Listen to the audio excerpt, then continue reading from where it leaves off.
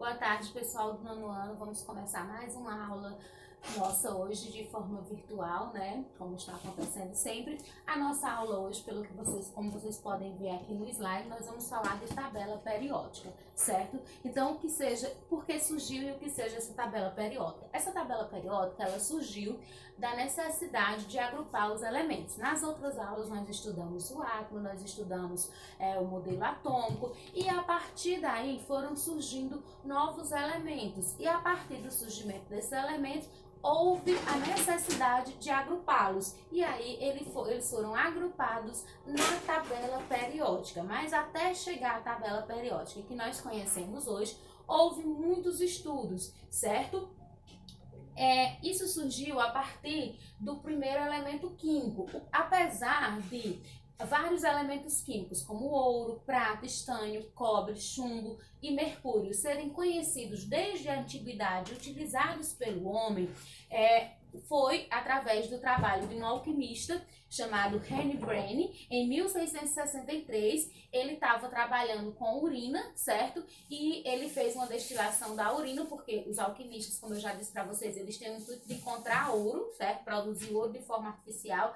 E aí ele acabou produzindo, foi o fósforo, no experimento que ele tentou encontrar ouro e produziu, foi o fósforo, que foi o primeiro elemento químico a ser descoberto naquela época, certo?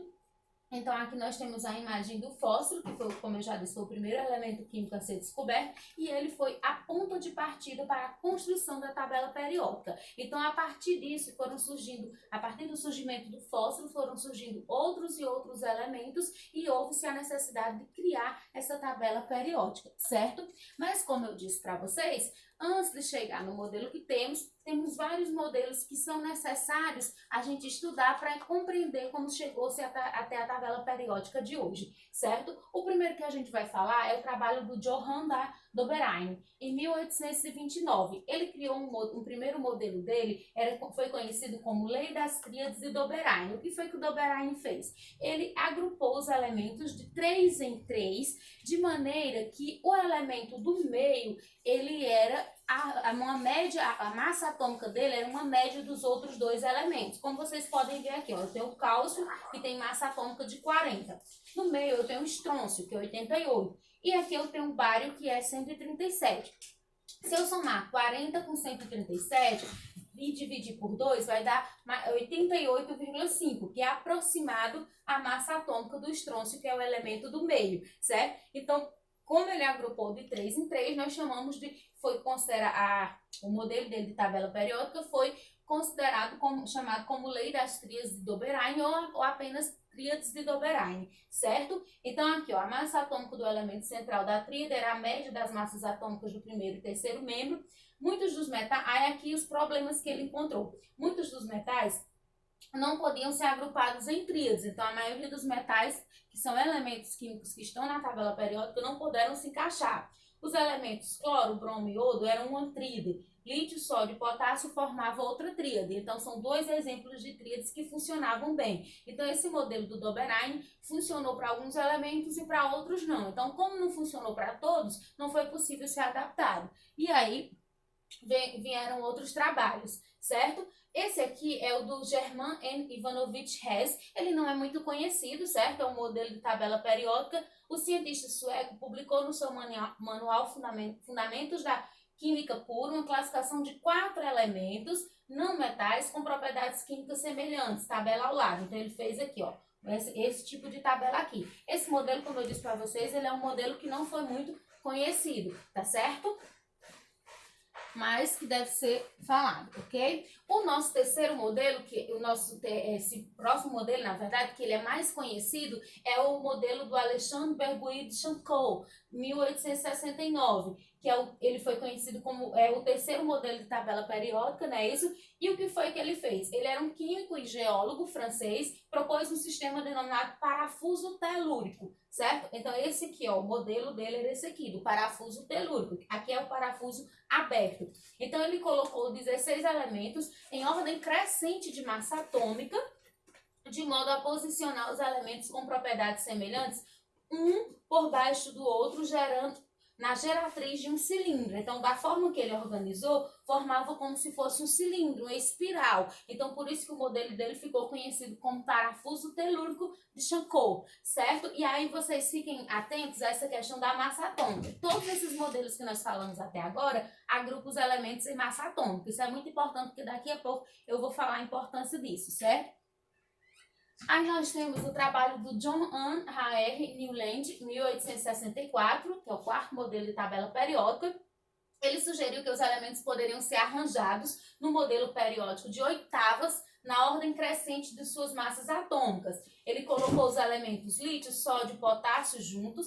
A ideia de Newland foi ridicularizada pela analogia com os 7 intervalos da escala musical. Na época que o Newland postulou esse trabalho, ele relacionou com as 7, como diz aqui, com as 7 notas e 7 intervalos da escala musical. Quando ele publicou esse trabalho, ele foi ridicularizado pela comunidade científica, mas anos depois, o trabalho dele ajudou no modelo atual de tabela periódica, e aí ele recebeu uma medalha de honra por esse trabalho. Mas na época, infelizmente, ele foi ridicularizado com o seu trabalho. Agora nós vamos falar de alguém muito importante, que é o Dmitri Ivanovich Mendeleev, 1869.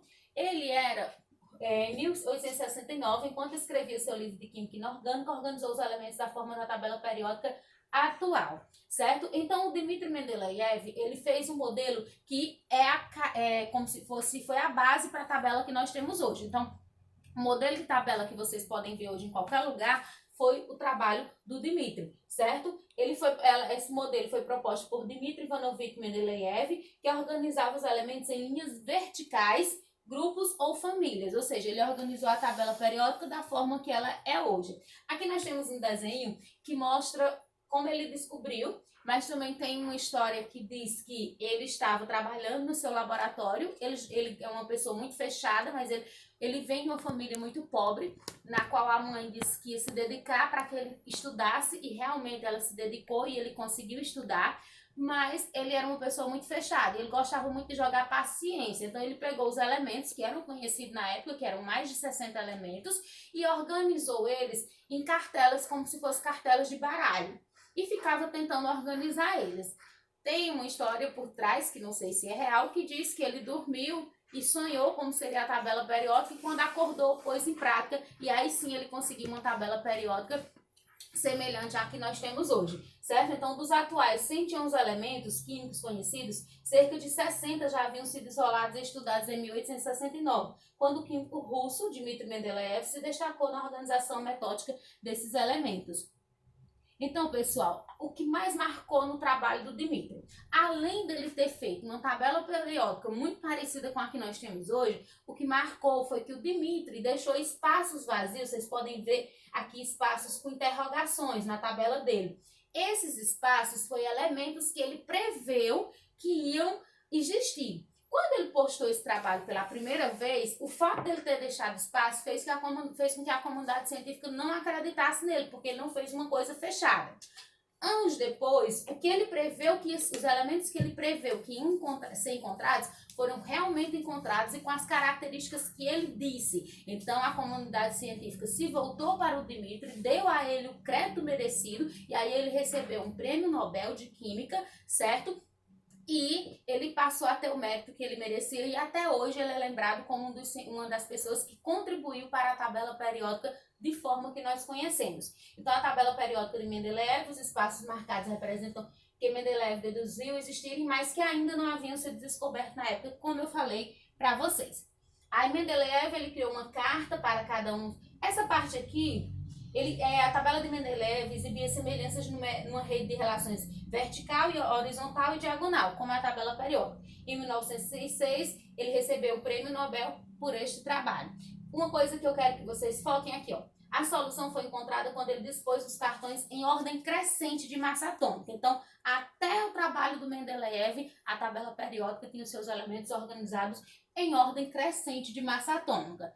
E aí chega o Henri Moseley para modificar.